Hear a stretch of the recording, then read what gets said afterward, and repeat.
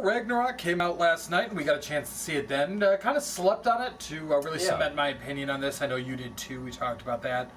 I think everyone's familiar with who the principal cast is here, so let's just jump into this. This movie follows the events of even the most recent in the Marvel Cinematic Universe. Thor's been off kind of doing his own thing, and as it turns out, kind of unfolding the events that are leading to Ragnarok. Right. The destruction of Asgard. And so that's where we're at now, and you know what? I enjoyed this movie. Right off the bat, I'm going to start with the criticism. The plot was paper thin. Yeah, the plot, it seems a little bit like a buddy cop film. And they set it up that way. And that was supposed to be kind of a fun romp, and that was the idea. And the plot really is not a whole lot going on there, because they wind up, and you've seen the trailers, you know all this is going to happen. So they wind up on this planet, that being Thor, Loki, Hulk is there, and then you meet these various characters. But that's kind of it for the beginning of it. They say Ragnarok's coming. You're introduced to the principal bad guy, or gal in this case, Hela.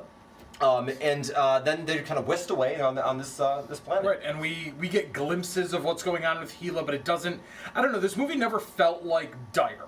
They didn't seem to treat this movie with seriousness, either the actors, the script, any piece of it. So I was left kind of questioning why it is that we as an audience should take it seriously. And at times this really worked. Yeah. Because the jokes landed more often than they did. Yes, they did. There were a lot of them, though. It definitely felt like they were trying to ape Guardians of the Galaxy a little bit in the sense of a lighter tone. There were definitely brighter colors. The color scheme was actually commented on at one point. And I want to talk about that because this is what I've been reading about, what I'm establishing in my mind, is that Marvel's creating this kind of sect of their world that's the cosmic universe. And it started with Guardians, and now it seems like, if I'm correct, what's probably going to happen is the films that are set in that universe, Thor being a part of it, kind of organically, didn't feel forced, are going to have that tone and that feel to it. But as you said, in this one, they got a little jokey, and it made it feel very lightweight. It did, because there were some characters who were introduced who may as well rather have been called Walking Punchline. Oh, yeah. That could have been the character name. Oh, yeah. But let's digress. I feel like we're hitting on this a little too much. This was a good movie. It is a good movie. I want to talk about the best part of that movie, and it's Jeff Goldblum. It is absolutely Jeff Goldblum. Jeff Goldblum rarely isn't the best part of a movie he's in. A couple of examples jump to mind, but nothing worthwhile. Right.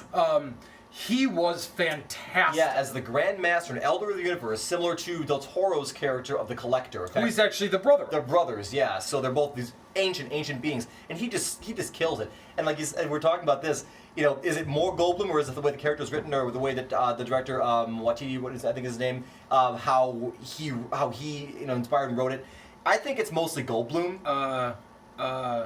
Goldblum finds a way. He does always find a way to make it his, So he really owns it. Every scene he's in is a pleasure because he's just great. Yes, he's fantastic, and I really thought Hemsworth did a good job with this. I think the way they actually kind of changed Hulk a little bit worked for me. It did. He's evolved a bit. He did, and I felt like you could see more of Bruce in him they're the kind Hulk. of merging, it seems Correct. like. Yeah. And I love Tom Hiddleston. I love the character of Loki, but I really feel like they're starting to thin that character out. That was disappointing. His performance is fine, but I think he wasn't given much really to work with on this. No, that was a little disappointing. When he's on screen, usually he's such a magnetic presence. Here, he felt a little bit light, a little off to the side. Yeah. And I guess that's part of it. But yeah, I don't want to be down on this movie. Everything felt a little bit off to the side in this movie. It was definitely a bridge movie, as you and I have talked about. It's this kind of movie where there's nothing wrong with it, and it serves its purpose. Right.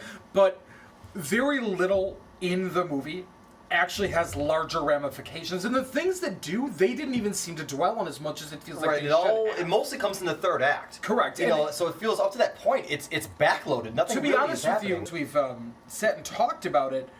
I wanted to know more about what Thor was doing in between.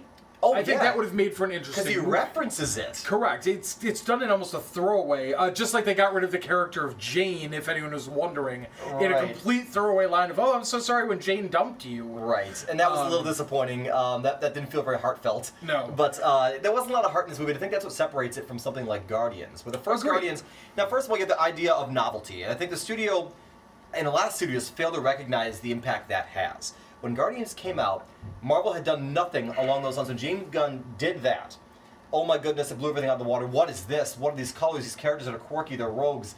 That was awesome. And even the most recent novel. Right, but even the most recent Guardians which didn't, I don't think, hit as well as the first Guardians, still had way more heart than almost any other Marvel movie. Right. They're missing that in this film. The fact of the matter is, at the end of the day, this was a better than average Marvel movie. Oh, yeah, It was definitely. not their best. Nope. But it was probably the most rewatchable Thor movie by far. I'd say it's definitely in their top 5 for me, most rewatchable, if not top 3. It might be number 3 for me. I'm going to give this movie a B. Okay. Everything else being said, it was entertaining, it was funny, and I would watch it again. I'll go B-. I slept on it, and some of the things that had been needling at me a little bit, they drove it a little deeper. So Sam kneeling at you? Oh god, there's some great cameos in this. There really are good parts. I want to be excited about this movie, and I want to see it again. But the plot being backloaded like that wasn't the greatest thing. Some of the humor, again, even if it landed, my laughter started to decrease as it went on because it was too much. I think it was happening too often.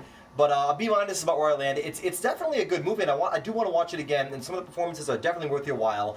And there are 2 sequences to watch at the end there. One mid-credit and one end-credit scene. And I'd say the end-credit one is worth waiting around for. Yeah, they both. Watch it through. Watch it through. Watch all technical it's credits. a long time on those technical credits, but a little too much CGI for my taste. Yeah. But either way, that's it for Thor Ragnarok. Yeah. Good flick. Check it out. Thumbs up. All right, everyone. Well, that was the review for Thor Ragnarok. Apologize for our absence. Really never got around to doing those Halloween movies and stuff that we were planning on. Some stuff got in the way, personal life things. Life intervenes. Right. But we'll be back now, so look for a new review within the next week. Got some good stuff actually coming up on the horizon. Yeah, we do. All right, salud.